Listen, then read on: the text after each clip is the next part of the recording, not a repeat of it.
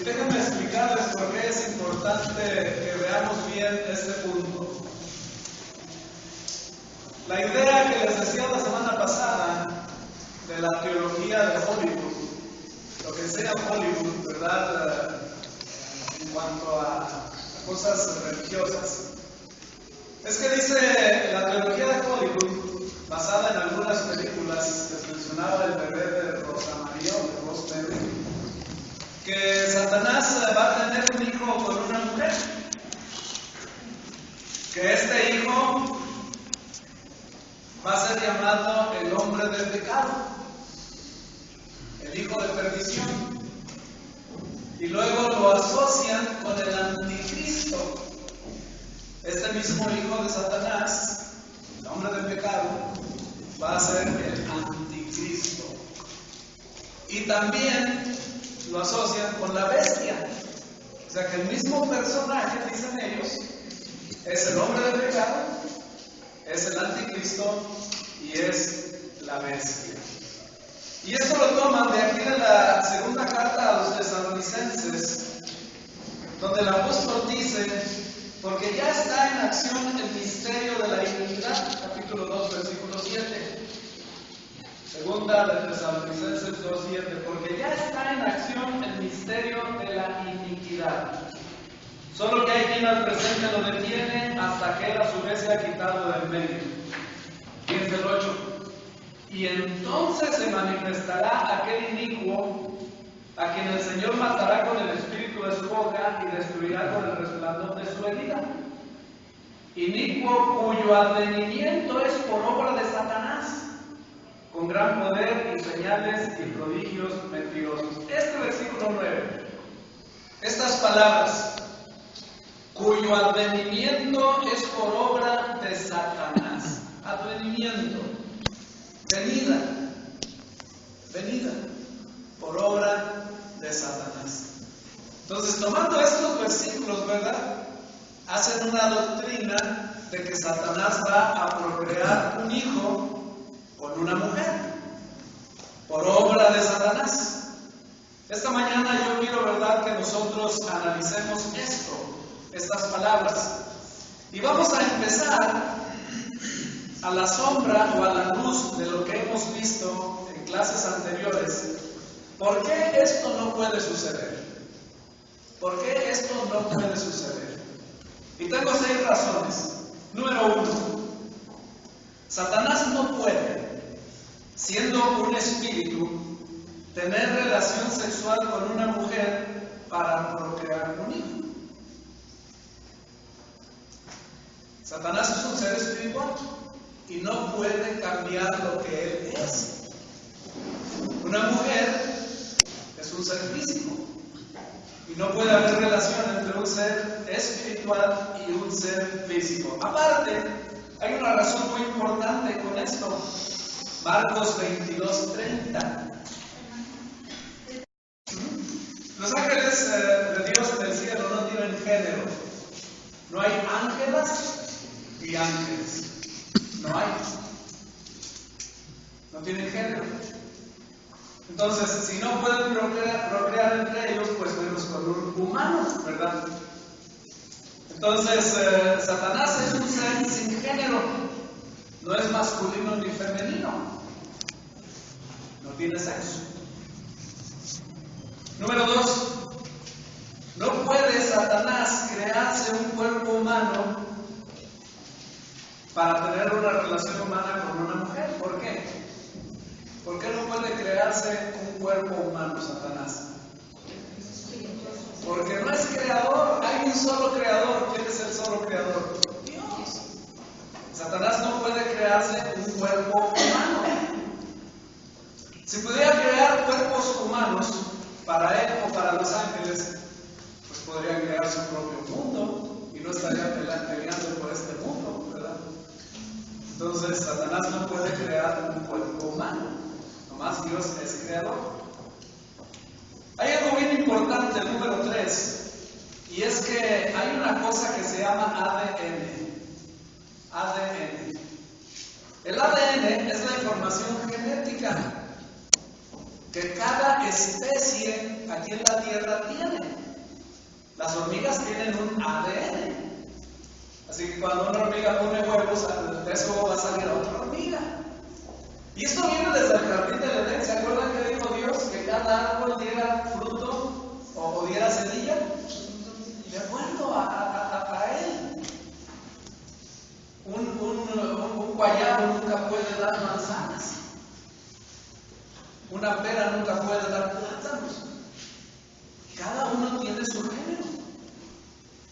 Entonces, nosotros los humanos, cuando nos unimos con nuestra pareja y tenemos una relación sexual, aportamos la información genética, el ADN. Y por eso de los humanos que salen, humanitos. Salen humanos. ¿Por qué? Porque aportamos esa información. ¿De dónde tomaría Satanás información genética humana para crear un hijo? No puede. No la tiene.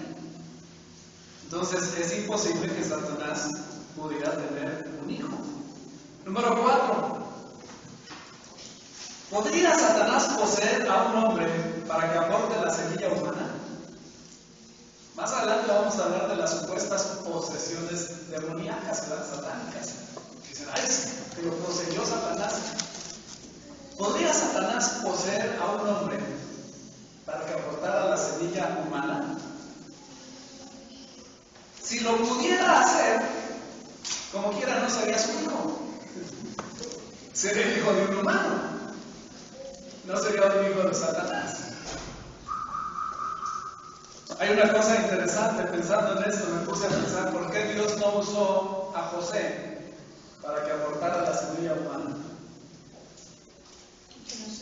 Porque no sería el hijo de Dios, ¿verdad? Lógicamente sería el hijo de José. Entonces, si Satanás poseyera a un hombre, ya no sería el hijo de Satanás, sería el hijo de ese hombre. Vamos a decir que yo soy un buen hipnotista. Hipnotizo a un hombre y le digo, tú vas a tener un hijo para que sea mío porque estás bajo mi poder. Pues como quiera va a ser hijo de él. La semilla es de él. Entonces, si Satanás pudiera poseer un hombre para que aportara la semilla humana, como quiera no sería hijo de Satanás, sería hijo de ese hombre. Número 5. ¿Quién es el que pone el espíritu de vida en los hombres? Dios. Si Satanás pudiera tener una relación sexual con una mujer o pudiera poseer un hombre para que aportara la semilla, ¿ustedes creen que Dios le pondría un espíritu a esa criatura? Yo no lo creo. Yo no lo creo. Porque el que da el espíritu de vida es Dios. Satanás no puede dar vida. Y número 6, ya pasó el tiempo en que Satanás era el príncipe de este mundo. Y no lo hizo en su tiempo. Lo podrá hacer ahora en este tiempo que Jesús es el Señor. Si no lo hizo en su tiempo, cuando él era el príncipe de este mundo, ¿lo podrá hacer ahora? Cuando estamos ya viviendo bajo el señorío de Cristo. No. Entonces, por todas estas razones, ¿verdad? Yo digo que Satanás no puede tener un hijo. Pero ahora vamos a analizar todo el capítulo 2, del 1 al 12, versículo por versículo. Vamos al versículo 1. Dice, pero con respecto a la venida de nuestro Señor Jesucristo y nuestra reunión con Él, os rogamos, hermanos, que no os dejéis mover fácilmente de vuestro modo de pensar, ni os conturbéis ni por espíritu, ni por palabra, ni por carta como si fuera nuestra, en el sentido de que el día del Señor está cerca. La segunda venida de Cristo.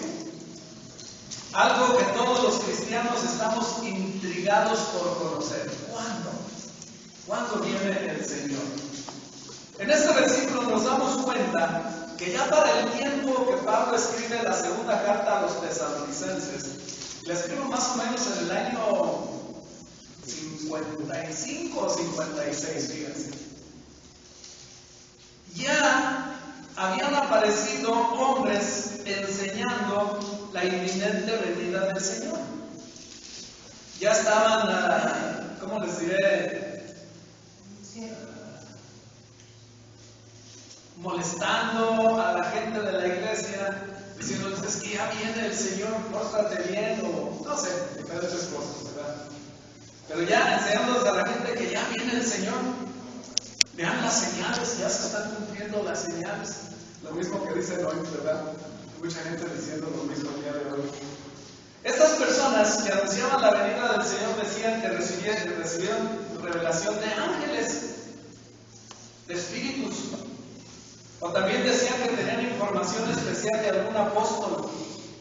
O que tenían una carta de Pablo o de alguno de sus ayudantes. Pero fíjense lo que dice Pablo, no se dejen mover de lo que aprendieron. ¿Qué aprendieron? Ahí mismo en esa misma, si su Biblia está como la mía, no le den vuelta, pero lean el capítulo 5 de la primera carta. Capítulo 5, versículos 1 al 3. Dice, pero acerca de los tiempos y de las ocasiones, no tenéis necesidad, hermanos, de que yo os escriba. Porque vosotros sabéis perfectamente que el día del Señor vendrá así como ladrón en la noche. Que cuando digan paz y seguridad, entonces vendrá sobre ellos su destrucción repentina, como los dolores a la mujer encinta y no escapará. Este es un pasaje bien interesante. Y es lo que dice Pablo. A estos hermanos ya les había mandado esta primera carta como año y medio antes, indicándoles de la segunda venida del Señor. ¿Han oído ustedes o les han llegado a su puerta, por ejemplo, los testigos de Jehová, y llegan y les dicen, venimos a hablarle del mensaje de Jehová, porque ya viene el Armagedón, una guerra que va a abarcar todo el mundo, y luego viene el anticristo, ¿verdad? Y hay que prepararse, y tiene que tomar estudios, y nosotros le podemos dar estudios, ¿verdad? Porque viene esta guerra. ¿Qué dice el apóstol Pablo? Que cuando digan paz y seguridad, entonces vendrá sobre ellos destrucción repentina. No hay guerra. Cristo no viene después de una guerra. Cristo viene cuando el mundo esté en paz y se sientan seguros. Porque es cuando van a estar más descuidados, ¿verdad? Entonces, hay muchas cosas que el mundo dice y que no son ciertas. Cristo no viene después de una guerra, ni durante una guerra, ni a terminar una guerra, ni a seguir una guerra. Es más, denle una vuelta a su página hacia atrás, en el capítulo 4, versículo 17. Dice, luego nosotros los que vivimos, los que hayamos quedado, seremos arrebatados juntamente con ellos. ¿Dónde? En las nubes. Para recibir al Señor, ¿dónde? En el aire. Y así estaremos, ¿cuánto? Siempre con el Señor. El Señor ya ni toca esta tierra, ya ni la pisa. Regresa y ya no pisa esta tierra. Arrebata a su iglesia, lo recibe en el aire y así estaremos siempre con el Señor, ¿verdad? No en esta tierra física, en lo espiritual, en el aire. Entonces hay que tener mucho cuidado, ¿verdad? No dejarnos mover de lo que hemos aprendido. El apóstol Pedro, en su segunda carta, capítulo 3, versículo 10, segunda de Pedro 3, 10. Si lo tienen, leanlo, para yo no apartarme de decir la lectura que estamos llevando. Pero el día del Señor vendrá como ladrón en la noche, en el cual los cielos pasarán con grande estruendo, y los elementos ardientes serán deshechos, y la tierra y las obras que en ella hay serán quemadas. Este versículo es muy interesante. Vendrá como ladrón en la noche. ¿Qué quiere decir esto?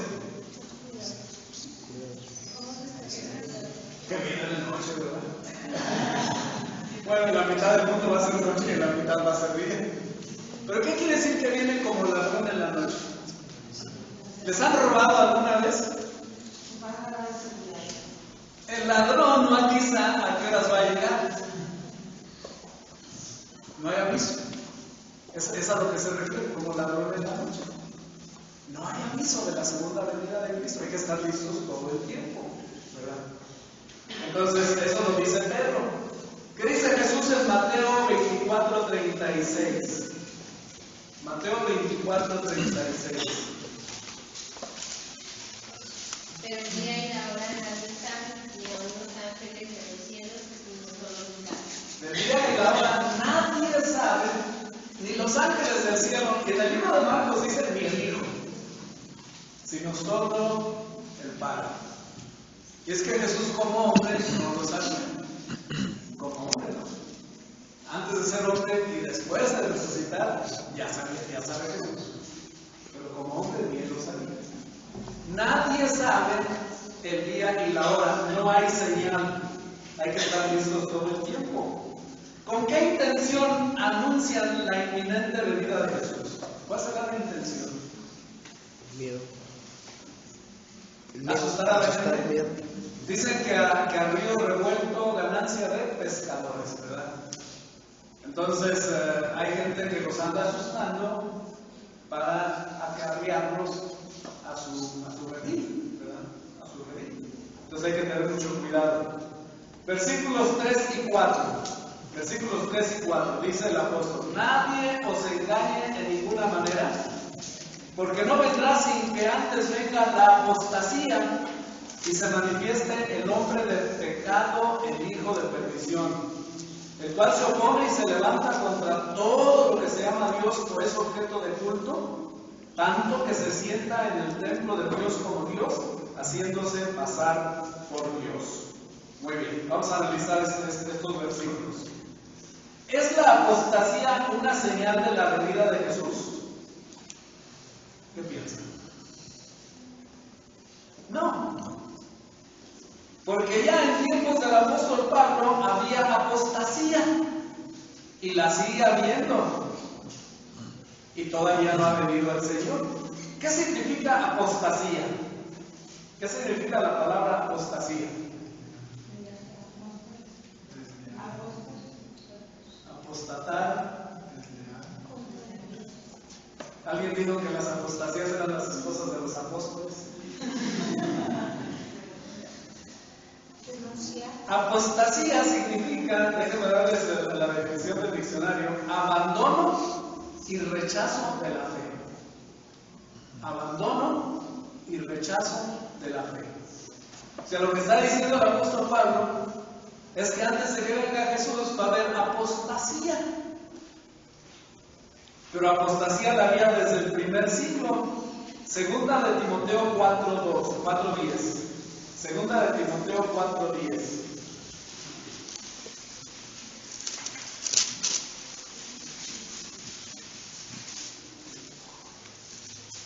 ¿Qué dice? Porque Demas me ha desamparado, amando este mundo, y se ha ido a Tesalónica. Crescente fue a Galacia, y Tito a Dalmacia. Demas me ha desamparado, ¿amando qué? Amando este mundo. Hermanos, Demas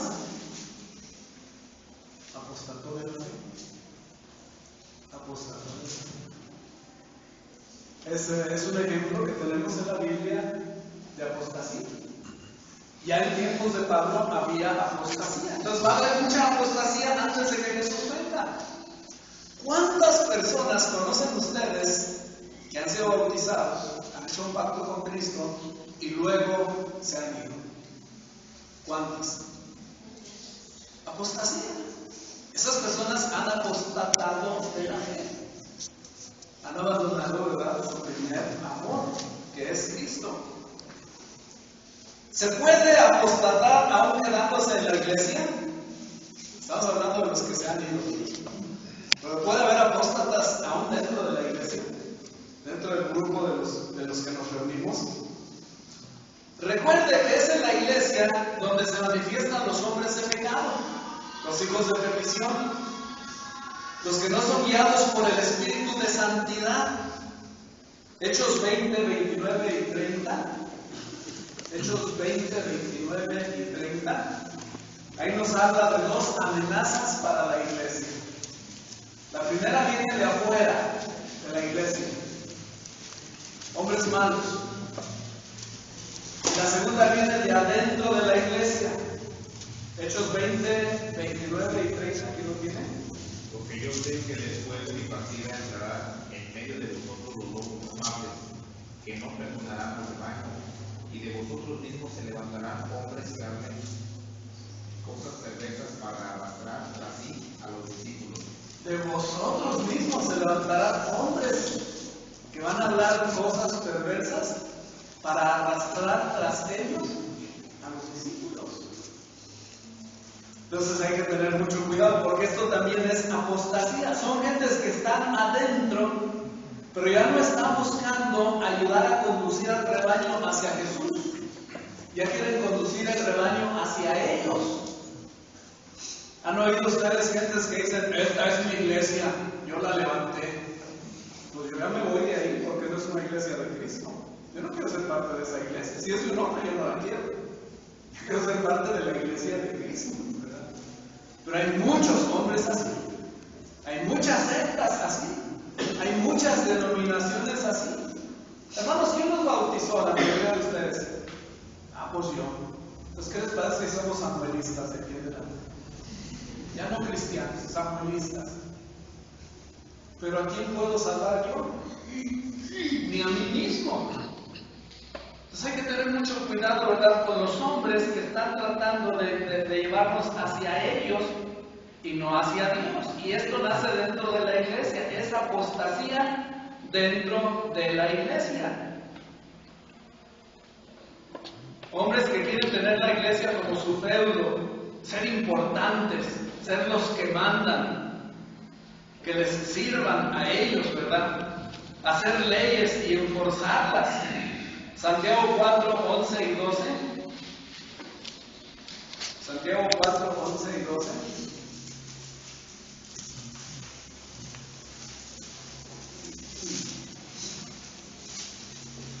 Hermanos, no murmuréis los unos de los otros. El que murmura del hermano y juzga a su hermano, murmura de la ley y juzga a la ley. Pero si tú juzgas a la ley, no eres hacedor de la ley, sino juez. Uno solo es el dador de la ley, no puede salvar y perder. Pero tú, ¿quién eres para que juzgues a otro? Uno solo es el dador de la ley que tiene poder para salvar y perder. Uno solo. Entonces, ¿a quién debemos de seguir? A ese uno solo. ¿Quién es? Es Jesús. Entonces, cualquier hombre que dentro de la iglesia se levanta buscando poder, buscando riqueza, buscando fama y quiere llevarnos atrás de él, debemos de decirle que no. Porque ese hombre está entrando en la apostasía y nos quiere arrastrar a nosotros. Ese hombre es el que está usurpando el lugar de Dios. Quieren tomar el lugar de Dios, hacer leyes, hacer reglas. Una ocasión, allá en Yucatán, vino un hermano, un señor, no sé, y me dijo, hermano, ¿por qué no pone usted una regla de que cuando lleguen los hermanos al templo, pasen al frente, se hinquen y hagan una oración, y luego se vayan a su silla y se sienten calladitos? ¿Les parece bien o les parece mal esa idea? Pues esa es su obligación. Pues estaría bien.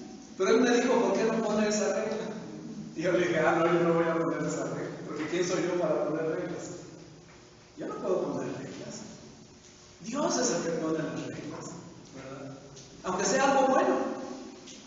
Pero yo no quiero ocupar el lugar de Dios. Si Dios me dice, haz esto así, yo lo hago.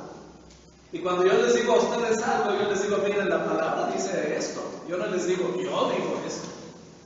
Porque ¿quién soy yo? Es la palabra, es Dios el que nos va a guiar, ¿verdad? Entonces, estos hombres empiezan a poner reglas en la iglesia, mandamientos de ellos, ¿verdad? Y en esa forma están ocupando el lugar de Dios. están tomando el lugar de Dios. Estos hombres malos, ¿verdad?, tratan de ocupar el lugar de Dios. Y de estos hombres están llenas las sectas y las denominaciones pseudo-cristianas. Están llenas de ellos. ¿Cómo me gustaría, si pueden meterse a la internet y buscar, por ejemplo, la secta de los aronitas? Una secta que nació en Guadalajara y tienen iglesias ahorita casi en toda América, muchos. Y tienen un profeta. Bueno, tenían uno, pero se les murió. Pero lo bueno es que tenía un hijo, ese profeta, y es el hijo de Heródoto también puede ser profeta, y es el jefe de la iglesia, se llama Samuel Joaquín. Joaquín es apellido, ¿verdad? Samuel Joaquín. Y vieron ustedes la adoración que le rinde esa gente al profeta. Dan de cuenta como que está llegando Cristo a la ciudad de Jerusalén. Pero fanáticos de veras, adorando a ese hombre, y lo que ese hombre diga, eso se hace. Es a lo que se refiere de hombres que toman el lugar de Dios, haciéndose pasar por Dios, ¿verdad?, poniendo reglas y haciendo que la gente los siga a ellos y no a Cristo. En la iglesia de Cristo todos somos hermanos y nomás hay un Padre, que es Dios. Todos somos siervos y nomás hay un Señor, que es Jesús. Hasta el nombre siervo lo han usado mal en las sectas. A veces el dirigente de la secta se hace llamar el siervo de Dios, pero como título, no como que de veras quiere servir, porque nunca va a servir nada.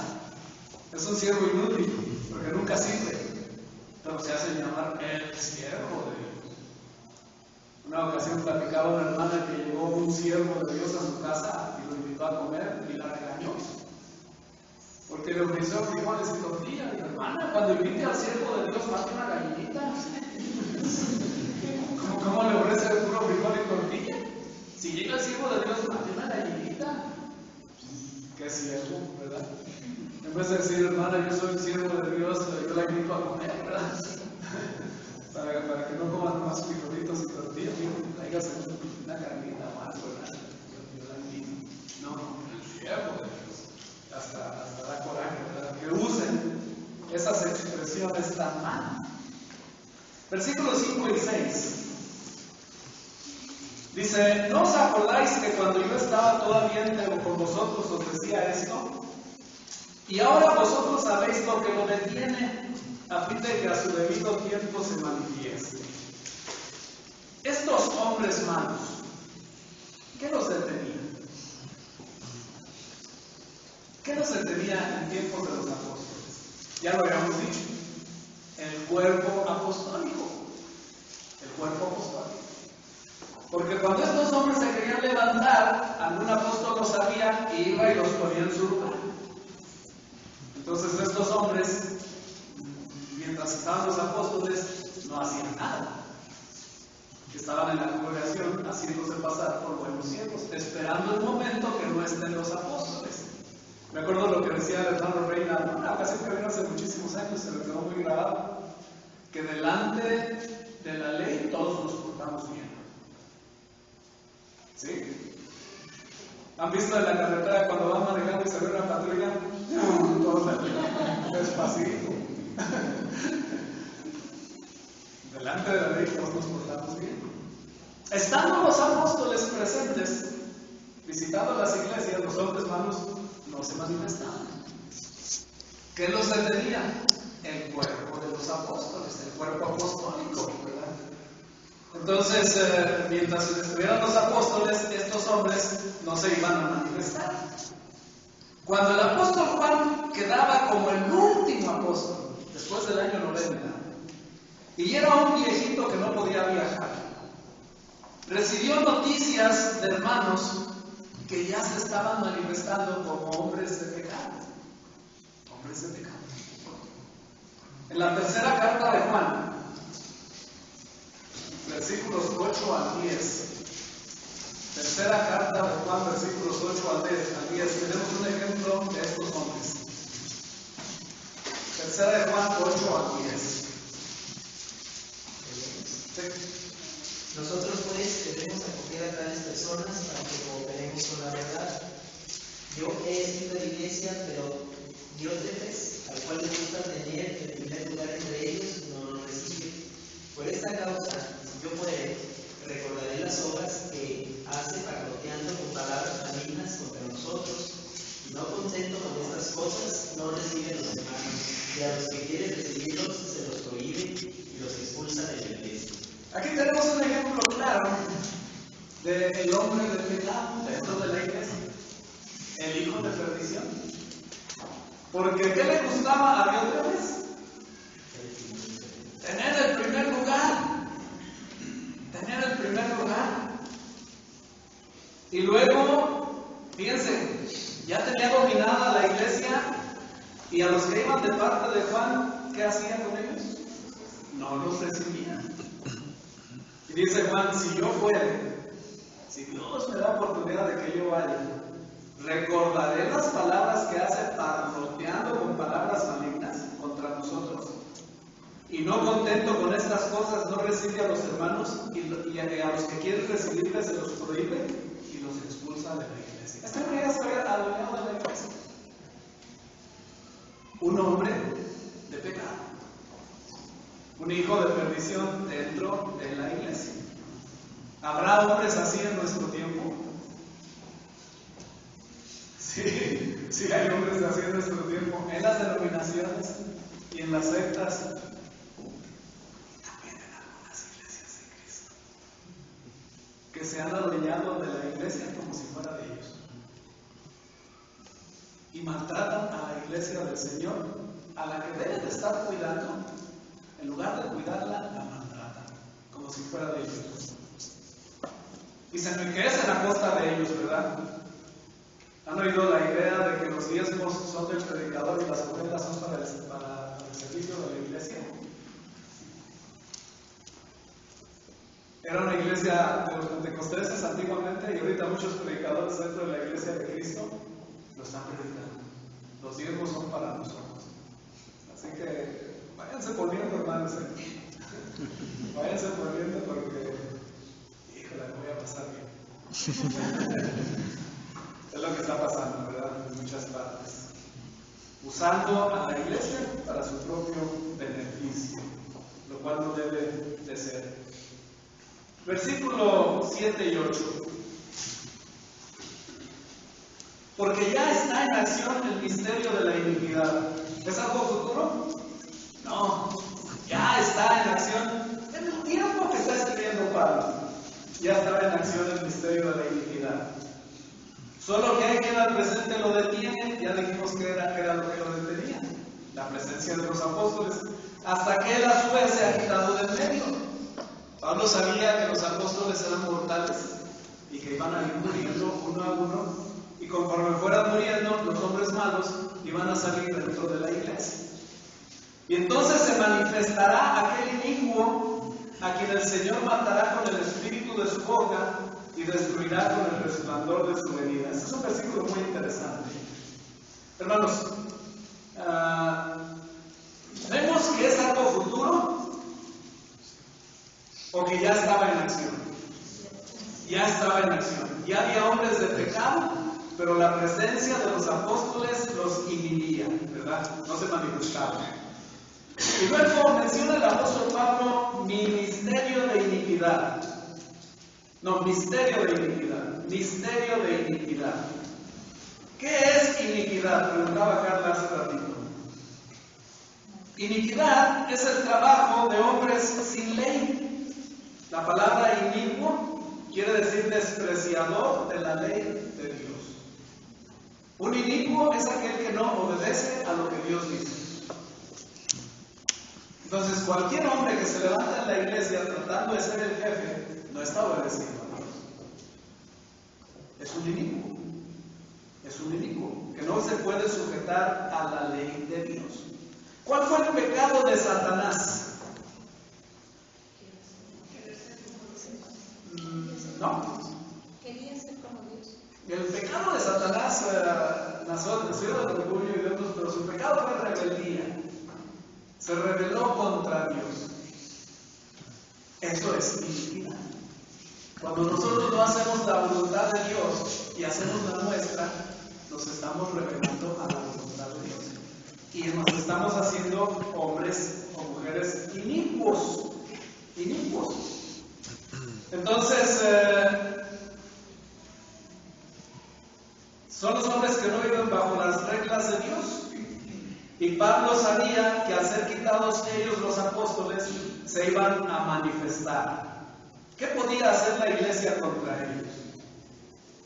Los apóstoles nos dejaron armas. Tenemos de nuestro lado el espíritu de la boca del Señor. ¿Se fijaron la expresión? El Señor nos matará con el espíritu de su boca. ¿Cuál es el espíritu de la boca? La palabra. ¿La tenemos? Sí, la tenemos. Cuando estos hombres traten de levantarse, nosotros nos defendemos con la palabra. Cuando Él nos diga, ¿saben qué, hermanos? Anoche tuve un sueño. El Espíritu Santo me reveló a mí, porque soy especial, que de aquí en adelante cada uno de ustedes le tiene que dar sus diezmos. Orden del Espíritu Santo. ¿Qué me van a decir ustedes? Hermanos, la palabra de Dios dice que está loco. Porque los diezmos y las ofrendas son para Dios, para el servicio de la iglesia. Y como usted sirve a la iglesia, le vamos a asignar un sueldo, ¿verdad? Pero no se va a llevar todo, porque eso no es así, la palabra de Dios, ¿verdad? Entonces, tenemos la palabra para defendernos. El espíritu de la boca del Señor. Segunda de Pedro 1:19. Segunda de Pedro 1:19.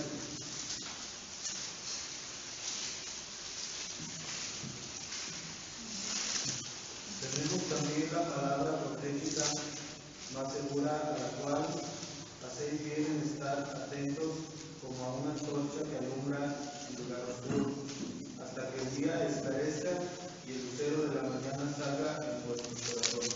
Tenemos la palabra profética más segura, una antorcha que nos alumbra, ¿verdad?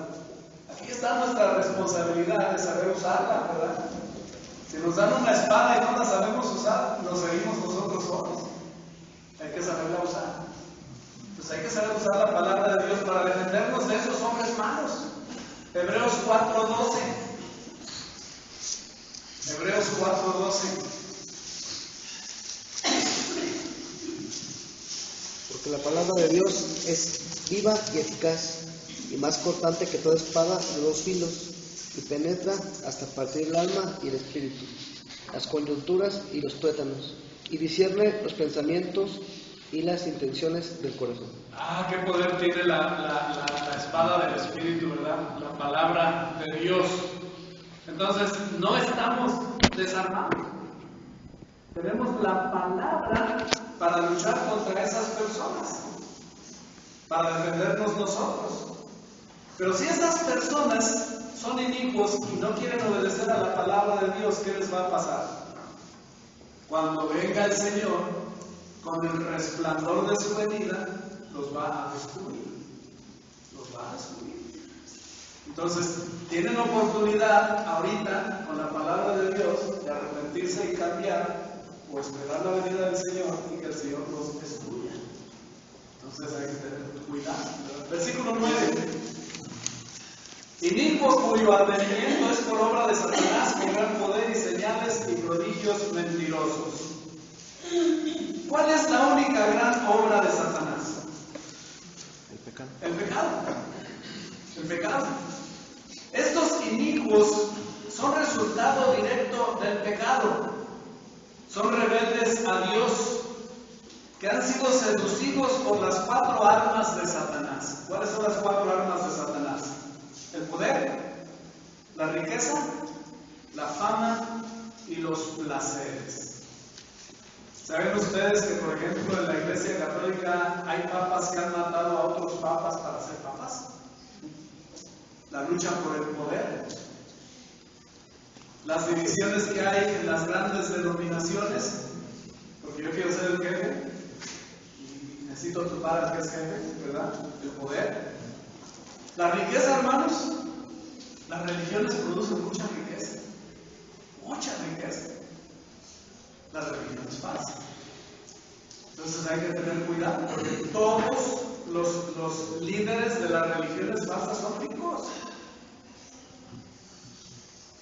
Fama, buscan ser famosos, que los conozcan. Y placeres, que dice el apóstol Pablo, que son esos que van de casa en casa buscando a las mujercillas para llevarlas al pecado. Le dice a Timoteo que se cuiden de esos hombres. Entonces, no hay así líderes religiosos que abusan de las mujeres, últimamente hasta de los niños.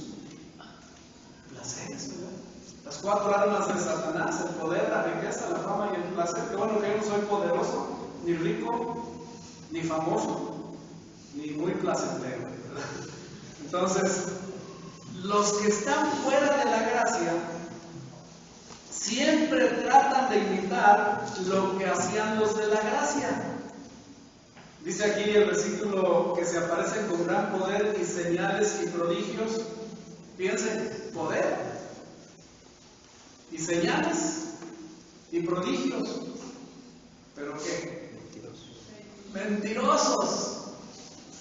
Poderes mentirosos. ¿Han oído hablar de esas personas que dicen dones en lenguas? No. Ah, pues yo sí, yo soy mejor que tú.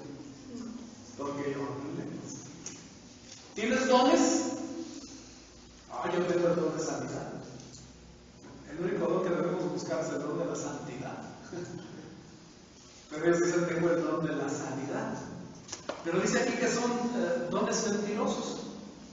Al principio de la iglesia, Dios usó los dones prodigiosos para que de los ángeles, ¿para qué? ¿Para predicarles a los ángeles? Solo que hablan el idioma de Los Ángeles, California, ¿verdad? Inglés y chicano, ¿verdad? Pero no, son prodigios mentirosos. Esto lo comprobé yo una vez en Cancún. El papá de Roger y yo fuimos a visitar a gentes en Cancún, andábamos tratando de empezar una misión. Y llegamos con una persona que nos dijo, dice, es que yo voy a una iglesia y me gusta esta iglesia porque tienen los dones. Se nos platicó el predicador que fue a un pueblo de Yucatán que se llama Tixcacatuyú y que allá hicieron resurrecciones de muertos. No sabía que el hermano Felipe era de Tixcacatuyú y que no era cierto nada de eso, ¿verdad? Pero ¿quién se lo platicó? Su predicador. Mentirosos. Hay que tener mucho cuidado. El único don que debemos buscar es el don del amor y de la santidad. Son los únicos válidos para nosotros en este tiempo que les pueden beneficiar a nuestros hermanos y nos ponen bien con Dios. Entonces, son dones mentirosos. Los inicuos no se apegan a la palabra. Claman que el Espíritu Santo los capacita directamente, aún brincando sobre la palabra, que es la espada del Espíritu. Pero Pablo los desenmascara y dice que sus prodigios son mentirosos, ¿verdad? Sus señales son mentirosas. Versículo 10. Ya me pasé un ratito de tiempo, pero aguanta. Es que quiero terminar. Y con todo engaño de iniquidad para los que se pierden por cuando no recibieron el amor de la verdad para ser salvos. Engaño de iniquidad a los que se pierden. Se engañan a sí mismos y a los que los siguen. Jesucristo dijo, guías de ciegos, guiando a ciegos, caerán en el pozo. Guías de ciegos, guiando a ciegos, caerán en el pozo. He conocido personas que por una enfermedad que tienen van a estas reuniones donde les prometen sanidad y se entregan a lo que les dicen ahí y no se sanan. ¿Por qué no se van a sanar? No se van a sanar, son proyectos mentirosos. Esta gente dice, bueno, yo vine y me entregué y Dios no me sanó, es que Dios no me quiere. Y ya no quiere nada con Dios. A esas religiones que prometen tanto, yo les llamo el SIDA mentira espiritual, porque matan el espíritu de las gentes. Matan el espíritu de las gentes. Versículo 11 y 12. Por esto Dios les envía un poder engañoso para que crean la mentira, a fin de que sean condenados todos los que no creyeron a la verdad, sino que se complacieron en la injusticia. Entonces, la palabra engaño y mentira está asociada con estas personas. ¿Qué es lo único que nos puede proteger? La palabra. Santifícalos en tu verdad. Tu palabra es verdad. Y conoceréis la verdad, y la verdad os hará libres. Si el Hijo de Dios os libertare, seréis verdaderamente libres. Necesitamos la palabra y necesitamos a Cristo para no caer en esos engaños. Si a mí alguien viene y me dice, hay un hombre que te puede quitar la diabetes, yo le voy a decir, estás loco. No hay ningún hombre que me pueda quitar la diabetes. Si Dios no me la ha quitado, Dios sabe por qué. Pero yo no creo que ningún hombre me pueda quitar la diabetes. Pero hay gentes que están tan asustados por sus enfermedades que si les dicen, hay un hombre que te puede ayudar, ahí van corriendo a buscarlo. Lo único que nos protege es la palabra de Dios. Dios no envía el poder engañoso como si fuera el autor de la tentación, porque ya Santiago 1.13 nos había explicado. ¿Alguien le habla de Santiago 1.13?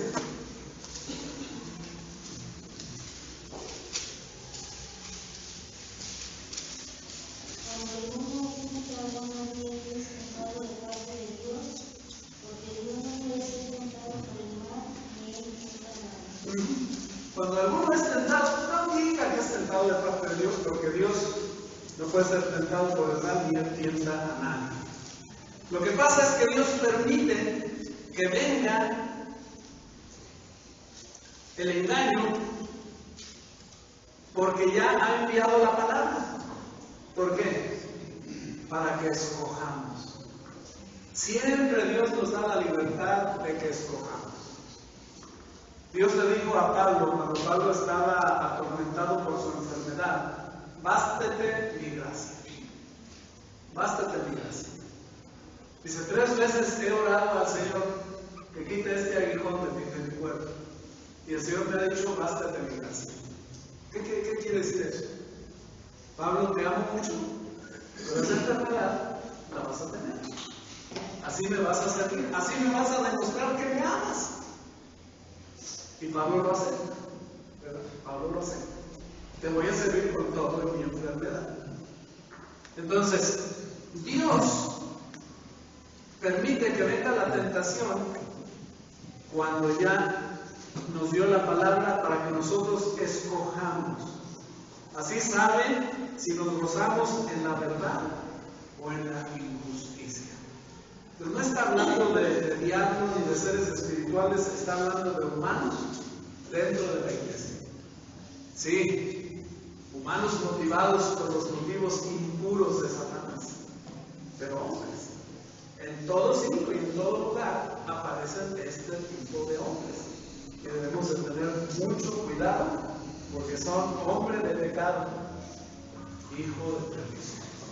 No sé si tengan alguna pregunta. Ya hace 10 minutos del tiempo.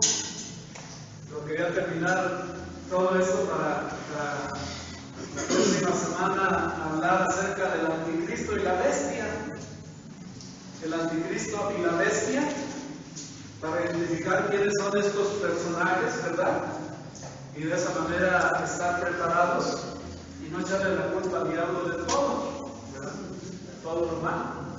Porque bien que hemos cooperado nosotros los humanos para comandar. Pero ahora nosotros en Cristo estamos luchando contra él. Gracias a Dios. Somos pocos, desearon hermanos, somos pocos, pero bien algunos